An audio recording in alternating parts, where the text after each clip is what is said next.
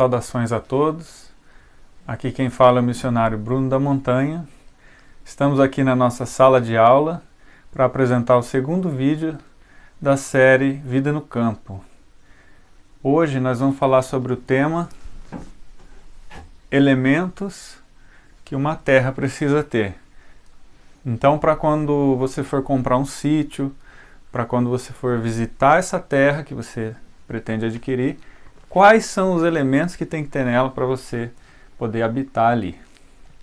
Então, quem seria o nosso melhor conselheiro nesse momento? Bom, o Criador dos céus e da terra. E nós vamos usar a Bíblia como o livro para orientação e conselho.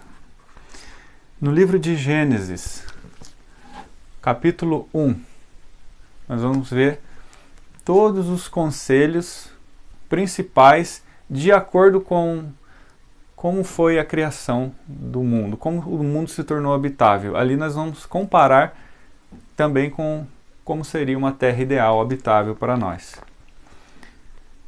Então, no princípio, criou Deus os céus e a terra. Logo no capítulo 1 ali, versículo 1. E a terra era sem forma e vazia. E havia trevas sobre a face do abismo, e o Espírito de Deus se movia sobre a face das águas. E disse Deus: haja luz, e houve luz. E viu Deus que a luz era boa, e fez Deus separação entre luz e trevas. Então, a partir desse versículo, nós vamos seguir adiante com as etapas da criação. Então, no primeiro dia, Deus criou a luz. Por que a luz? Porque sem luz e calor você não faz nada, a vida não se move, não há vida. É o elemento mais importante. Por isso, número 1, luz solar. Na sequência aí do Gênesis, você vai ver que no segundo dia Deus fez a separação das águas. Então, a terra era sem forma e vazia, O Espírito de Deus se movia sobre as águas, então Deus fez a separação das águas. Então, em segundo lugar, nós precisamos ter uma qualidade de água no terreno. Então, o primeiro elemento você verificou ali no terreno, se tem luz solar, se é um lugar ensolarado, que bate sol o dia todo, para que haja o crescimento das plantas, que haja calor. E em segundo lugar, você vai verificar, vamos ver qual é a condição das águas aqui. Primeiro, você vai ver se o lugar tem chuvas constantes ou não. Você vai ver se tem algum rio, riacho, se há uma fonte de água, uma nascente, se há alguma possibilidade de fazer um poço, se já tem um poço no local, se há um lago. Então, você tem que conhecer as águas ali no local e saber como é o movimento delas, se o lugar alaga, se há tempos em que há enchente, enxurrada, tudo isso você precisa saber. Em terceiro lugar, você vai ter que averiguar a fertilidade da terra, a topografia e o bioma. Então, na sequência da criação, Deus faz aparecer a porção seca. Então, aí ele vai plantar as árvores, E o que você precisa observar nesse terreno? Que tipo de vegetação é existente ali? Bom, no nosso país existem muitos tipos de biomas, ou seja, de espécies de plantas diferentes, que tem ali naquele local. Tem o semiárido, o bioma caatinga, tem o bioma Mata Atlântica, tem o Pantanal, então cada um vai ter uma característica. Todas são possíveis você usar, com técnicas diferentes para plantio, respeitando ali as regras de cada um. Mas há alguns elementos no terreno que vão indicar se a terra é fértil ou não. Então você vai observar que tipo de plantas crescem ali. E que tipo de topografia tem naquele local. Se é muito inclinado, se tem muita pedra, se a terra é dura demais, se é muito desértico. Tudo isso você precisa observar. E o maior indicativo é o tipo de planta. Normalmente é um lugar onde tem prevalência de capim, normalmente vai ser um lugar mais difícil de lidar com que um lugar se teria mais árvores, porque as árvores vão trazer mais benefícios, porque elas fazem a sombra, elas trazem mais matéria orgânica, elas chamam mais animais e etc. Preservam mais a água no solo, né? Não que seja impossível, um lugar com capim dá para você transformar num plantio sem problema, só vai ter um pouco mais de dificuldade. Então, o local que tem mais árvores, que você pode manejá-las, é mais vantajoso.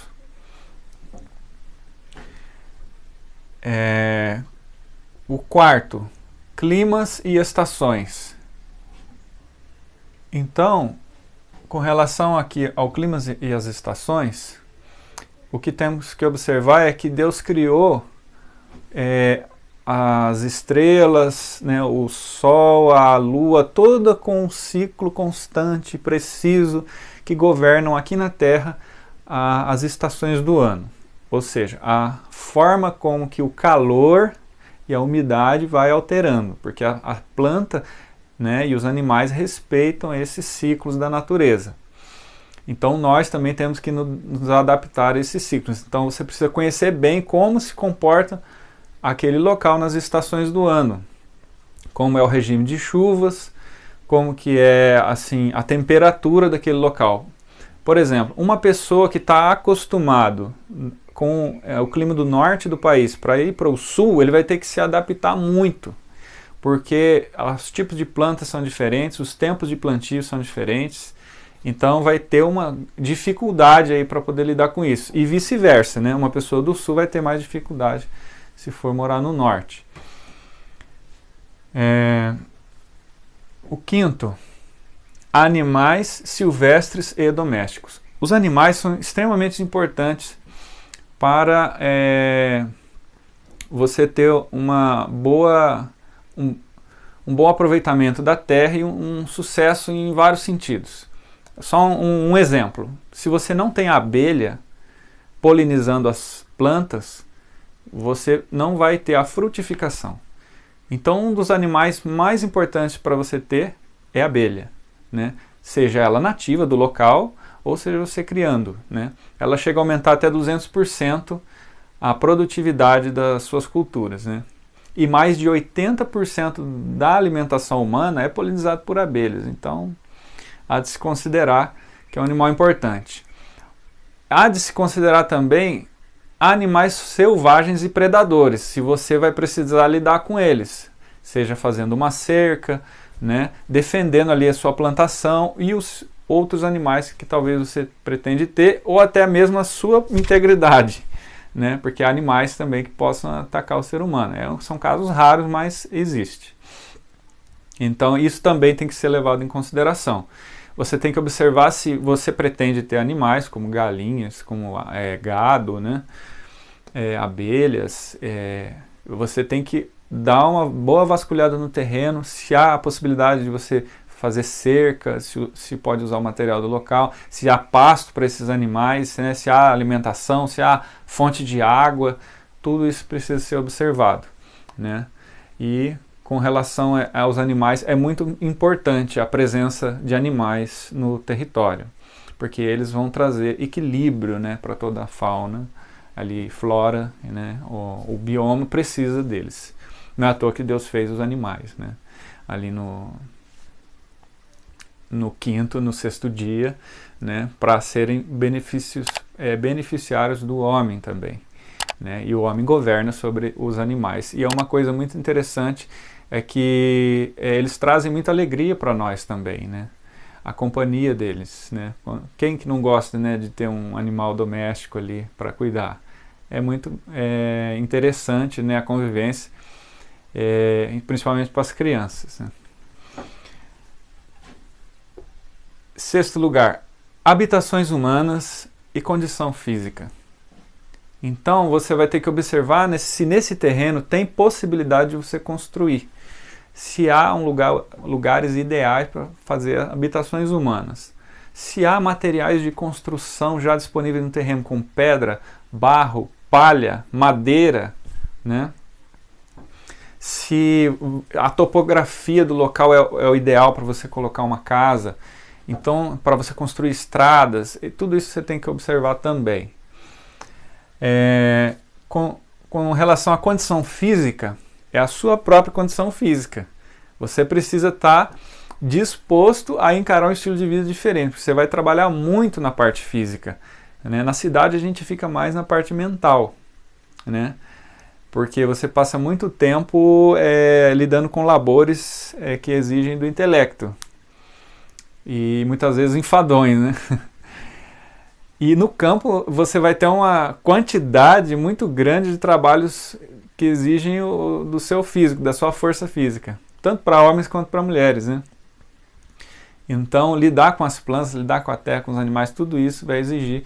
Então, é bom já ir se preparando, né, a condição física. Claro que isso não vai ser do dia para a noite, mas já é bom a gente ir se adiantando nesses parâmetros aqui.